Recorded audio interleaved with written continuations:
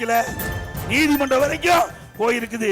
இப்படிப்பட்ட ஒரு கேவலமான ஆட்சி, திறமையற்ற முதலமைச்சர் நாட்டை ஆண்டு கொண்டிருக்கிறாங்க. நாட்டை ஆண்டு கொண்டிருக்கிற காரணத்தினால சட்ட ஒழுங்கு சந்தி சிரிக்குது. பொதுமக்களுக்கு பாதுகாப்பு இல்ல, காவல் பணிபுரிகின்ற காவலருக்கே பாதுகாப்பு இல்ல. நீங்க எல்லா தொலைக்காட்சியிலையும் பார்த்திருப்பீங்க, எகிரி எகிரி அடிக்கிறாங்க கஞ்சா போதைக்கார காவல்துறை அதிகாரிகளை. இப்படிப்பட்ட ஒரு மோசமான ஆட்சிக்கு முற்றுப்புள்ளி வைக்கின்ற தேர்தல் 2021 சட்டமன்ற பொது தேர்தல். இந்த ஆட்சியில டாஸ்மாக் ஊழல், ஒரு பாட்டிலுக்கு 10 ரூபா. யார் வாங்கினா? செந்தில் பாலாஜி. அவர் அமைச்சராக இருக்கும்போது ஒரு பாட்டிலுக்கு 10 ரூபா வாங்கினார். தமிழ்நாட்டில் சுமார் 6000 மதுக்கடைகள் இருக்குது, டாஸ்மாக் கடை. ஒரு நாளைக்கு 1.5 கோடி பாட்டில் விற்குது. ஒரு பாட்டிலுக்கு 10 ரூபாய்னா ஒரு நாளைக்கு 15 கோடி. இந்த ஆட்சியில் எதுவுமே செய்யலையே. அண்ணா திமுக ஆட்சியில் ஒரே வருடத்தில் 11 அரசு மருத்துவக் கல்லூரி மருத்துவமனை கொண்டாந்தோம். 11 அரசு மருத்துவக் கல்லூரி, 7 சட்டக் கல்லூரி 10 வருஷத்துல, 21 பாலிடெக்னிக் கல்லூரி, 68 கலை மற்றும் அறிவியல் கல்லூரி, 4 பொறியியல் கல்லூரி, 5 கால்நடை மருத்துவக் கல்லூரி, ஆராய்ச்சி நிலையம், மிகப்பெரிய கால்நடை பூங்கா, தலைவாசல் 1000 கோடியில. இப்படி பல கல்லூரிகளை திறந்து கற்போட எண்ணிக்கை உயர்த்தணும், பட்ட படிப்பு படிக்கின்ற மாணவருடைய எண்ணிக்கை உயர்த்தணும். மத்திய அரசு நிர்ணயித்த அந்த 2030 அடைய வேண்டிய இலக்கு 2019 நாங்கள் 20 அடைந்தோம். சாதனை படிச்சோம். 100க்கு அம்மா தமிழகத்துடைய முதலமைச்சர் அம்மா பதவி ஏற்கின்ற பொழுது 100க்கு 32 பேர் தான் உயர்கல்வி படிச்சாங்க. அம்மா எடுத்த முயற்சி, அண்ணா திமுக கல்வியிலே புரட்சி மறுமலர்ச்சி ஏற்படுத்திய விளைவு, அதிகமான கல்லூரி திறந்த விளைவு 2019-20 100க்கு 52 பேர் உயர்கல்வி படிச்சாங்க. இன்றைய தினம் புள்ளி வர சொல்லுது 48% தான் இன்றைக்கு இந்த உயர்கல்வி படிக்கக்கூடிய எண்ணிக்கை வந்திருக்கு. 52 48 குறைஞ்சு போச்சு. ஆக இந்த ஆட்சியில சரியாக நிர்வாகம் இல்லாத காரணத்தினால உயர்கல்வி படிப்புடைய எண்ணிக்கை குறைஞ்சு போச்சு. அதே போல திரு ஸ்டாலின் தேர்தல் நேரத்தில் குறிப்பிட்டார், திராவிட முன்னேற்ற கழகம் ஆட்சிக்கு வந்தா படிக்கின்ற இளைஞர்களுக்கு வேலைவாய்ப்பு உருவாக்கி தருவோம் என்று சொல்லி இன்றைக்கு அரசு சார்பா 5 லட்சம் காலி பணியிடங்கள் இருக்குது. ஆட்சிக்கு வந்த உடனே 5 லட்சம் காலி பணியிடங்கள் நிரப்பப்படும் சொன்னார். நிரப்பினாரா? இதுவரைக்கும் 1 லட்சம் பேர் தான் நிரப்பியிருக்கா சொல்றாரு. 1 லட்சம் பேர் பணி ஓய்வு பெற்றுட்டாங்க. அவர்கள் ரிட்டையர் ஆயிட்டாங்க. 1 லட்சம் பேர், அந்த 1 லட்சம் பேர் தான் நியமிச்சிருக்காரு. ஆனா கொடுக்கப்பட்ட வாக்குறுதி 5.5 லட்சம் பேர் நியமிப்பதாக. அப்படியே அரசு காலி பணியிடங்கள் அப்படியே இருக்குது. அதனாலதான் நிர்வாகம் சரியில்லை. அதோட ஸ்டாலின் அவர்கள் ஆட்சிக்கு வந்த பிறகு மின் கட்டண உயர்வு, 62% மின் கட்டண உயர்வு, குடிநீர் வரி உயர்வு, நகராட்சியில் குப்பைக்கு வரி, இப்படி வரி மேல் வரி போட்டு மக்களை வாட்டி வதைக்கிற அரசாங்கம். விலைவாசி விண்ணை முட்டுகின்ற அளவுக்கு உயர்ந்து போச்சு.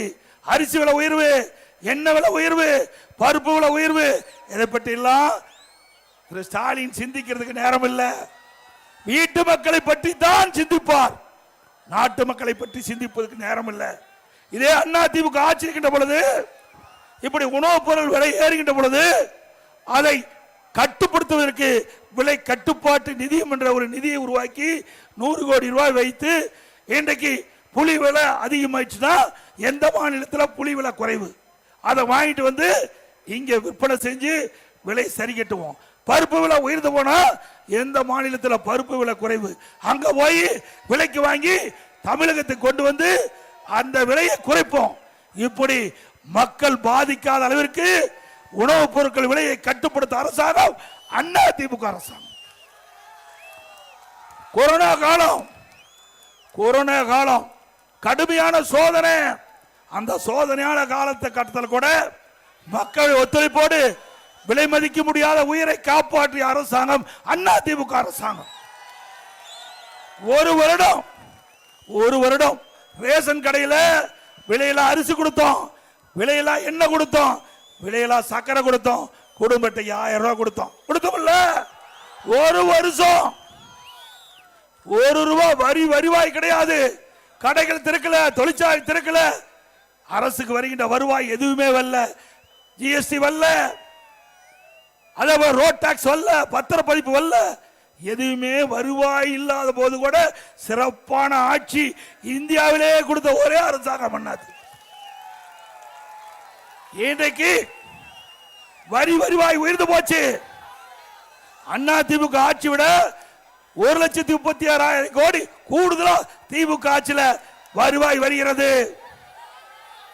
ஆனா மக்களுக்கு தேவையான நன்மை கிடைக்கல. அதோட பள்ளிகள் மூடப்பட்டது, கல்லூரிகள் மூடி இருந்தாங்க, மாணவர்கள் ஒரு ஆண்டு பாதிச்சுட்டாங்க.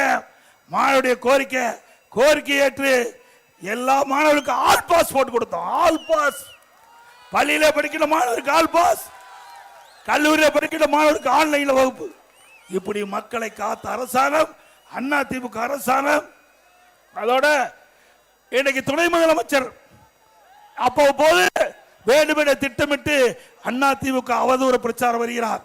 ஒரு படத்தில் ஒரு பாட்டு இருக்குது, இரவில் ஆட்டம் பகலில் தூக்கம், இறைவனில் ஆட்டம் பகலில் தூக்கம், இதுதான் எங்கள் உலகம், எங்கள் உலகம் இதுதான் ஒரு பாடல் வருது. அது மாதிரி இன்று இருக்கின்ற துணை முதலமைச்சர் இரவுல பகல்ல நாட்டு மக்களையே பார்க்காத முதலமைச்சர். இன்னொரு படி போல மேல போய் இன்ஸ்டாகிராம், அந்த இன்ஸ்டாகிராம்ல அவர் ஒரு போஸ்டுக்கு லைக் போடுறார். அது என்னன்னு நீங்களே முடிவு செஞ்சீங்க. எப்ப போடுறாரு?